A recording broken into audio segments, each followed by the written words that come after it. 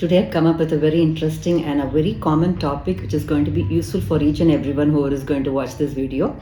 And I'm going to share a very interesting psychological hack about how to make your goals come true. So how to attain those goals, how to make your dreams come true, and how to actually attain these goals is something which I'm going to share with a very evidence-based important theory by Albert Bandura. That's a concept called self-efficacy. But anyway, I'm not going to scare you with this concept or tell you the definitions and all that. Just a psychological and a very practical application about how the self-efficacy can be utilized for you to achieve all your goals. So before that, we just have to know a little bit of detail about this concept, about how it's practically being applied also. So I've been using this term self-efficacy quite often now. So what is it? You would have heard about the term self-esteem, self-confidence, but this is quite different. I wouldn't say completely different, but it's actually different from these concepts. Generally, we say the word, oh, he's a very confident person. So that means that a person is actually confident in almost every areas of his life, and he's able to believe himself in various areas of life. It's a more generic way. And when it comes to self-esteem, it's about the how worthy and how much you respect yourself. So that is actually something to do with the self-esteem. But we can say that this self-efficacy can lead to self-esteem, which is very important for our life to thrive actually, and we have a very positive life ahead. So when it comes to self-efficacy, I'm going to teach the term now. That is, a self-efficacy is nothing but the belief that you have in your own self that you can do certain things successfully. So how far you can do a particular thing, how far you believe in your ability. It's first, you should not be confused with your ability itself, but the belief in your ability that you can do a set tasks or some accomplish some activity. So this way, self-efficacy is very different from confidence, which is more generic. But self-efficacy can differ from one area to another area. For example, a person may feel highly self-efficacy about his performance in sports, but at the same time, a student or a person may not have the efficacy for academics. Similarly, the various areas of life, the self-efficacy can be so different. So in order to achieve certain goals, because for all of us, life is always challenging and lot of challenging tasks are there. And are you going to rise up to the occasion and say, yes, I can do it? Or are you just going to give in? That's what makes a difference between a successful person and a failure. Let's say a person is attending a job interview and also is bagging a job for a particular position. And this position may be highly new and challenging for him. And certain people would avoid taking up this and say, no, I don't think I can do it. So, but there are persons who are actually having this high self-efficacy, still believe, even though they don't have any experience and they're just fresher in the field, they can still have this ability, the belief in their ability that I can do this job well. So where do these people get their efficacy from when some people are really suffering from low self-efficacy?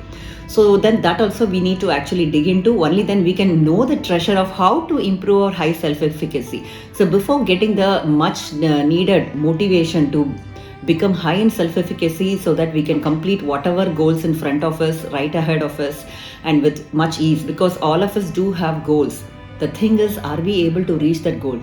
Let it be even the weight loss goal, or getting more fit, or taking a diet plan, or even a person who is actually recovering from illness. How far he is going to recover from it in a more positive way? Because when you see about the self-efficacy, even health self-efficacy is much talked about. Let's say two people are suffering from the same condition. There may be patient A and B, but the patient A with high self-efficacy believes that he can actually recover from this particular illness, let's say for example cancer, and he can fight it and come out of it because he has this high self-efficacy. Let's say the patient B, even though his condition is much more better when compared to patient A, when he has this low self-efficacy, he may even succumb to that illness. So in this way, I would tell you the importance of high self-efficacy. The persons with high self-efficacy are the ones who are having more interest in whatever they do. They are having this intrinsic motivation, and also they are very much committed to the goal. Whatever the goal they are in, they are doing with a lot of passion, and they have this kind of commitment also. And one more thing, always life is going to throw at us some kind of challenges, and we may have setbacks. It's not, life is not a very easy cakewalk. So we are going to have setbacks. But people with high self-efficacy can easily come back from the setbacks also. They can easily handle the ups and downs of life. And one more important thing is that self-efficacy people, when they are very high in that, they believe in their ability and they enjoy the high self-esteem also. Whenever any challenge comes in front of them, they may be not really good at it. I'm not saying that they're really talented people. They may not be, but they see those challenges as something to be learned with a positive growth mindset. They think that, okay, something this I have to ace. Probably I need to develop those skills. That is how they look at it. Now, straight away, we'll go to the people with low self efficacy. I think some of you can relate to all this. So, people with low self efficacy, the major blunder they do it, they avoid challenges. So, because of which, lot of things they are missing out in their lives. So, they can be actually doing very good in the field. Let's say a practical example of me doing a YouTube video here. So let's say that I'm having some efficacy that I can do a video well and I can run this YouTube channel.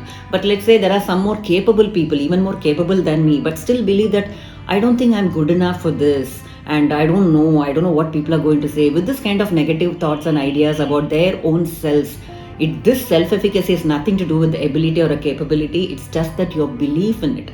So when you don't have that, then you may even miss out a chance of getting a very good job or getting a lot of accolades from running a YouTube channel. Who knows? So these are the opportunities they may be really missing out. And whenever they have the setbacks in life, they are actually succumbed by it. They don't even get up after any setbacks. Their resilience is very low. And one more thing, the problem with people with low self-efficacy is that they just focus on their personal failures and they always think about where they didn't do well. And whenever they have this some challenging task in front of them, they think that I'm not having ability to do it. They always worry a lot. They have a very negative self-image of themselves. They always focus on all the failures and setbacks they had in life.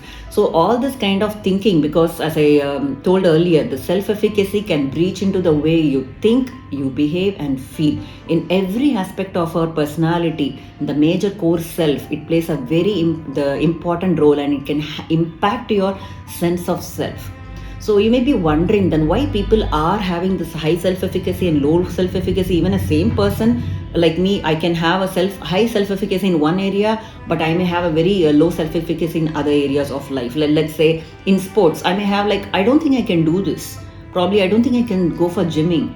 So this kind of things are there. But let's say your goal requires the self-efficacy that you have to organize and do certain set of actions to perform that particular goal, or perform that action so that your goal can be accomplished. In that case, what do we do?